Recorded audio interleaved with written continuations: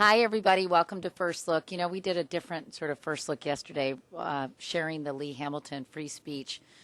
We're not going to do anything like that today. It's a little more conventional, but Bill Owens. Just call me conventional? Sorry.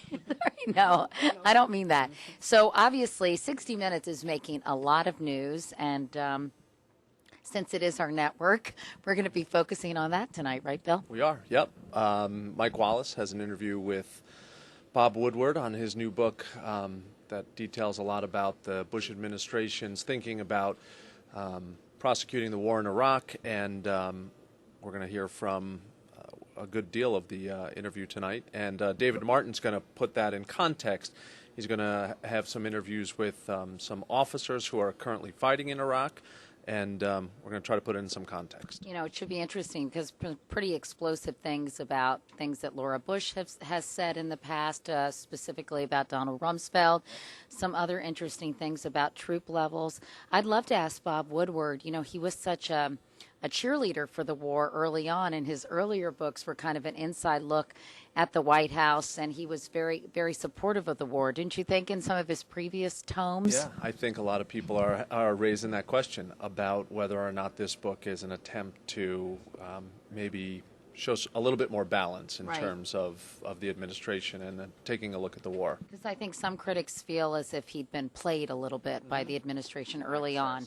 Yeah. Anyway, also we've got a couple of other interesting stories. Lara Logan has a great piece out of Baghdad about an Iraqi journalist, which really, I think, epitomizes the kind of difficulties in covering this war. This is a woman who's from an independent Iraqi newspaper, and some of the personal travails she's experienced in covering the war. And then in free speech, her name is Lara. Oh, really? Yeah. Oh, wow, that is strange. Two brave journalists. Is that an Iraqi name? Seriously. I don't think so. I don't think so either. Also, we've got an interesting free speech tonight. I'm excited about it because, as I mentioned yesterday, I really am striving for more diversity in the free speeches. Not that I haven't liked them, and not that the people haven't had good things to say, but I'd like more women, quite frankly, to be a part of free speech. And this is a woman who's a writer who's talking about the pressure that new mothers feel to breastfeed their babies. And I think she's quite eloquent.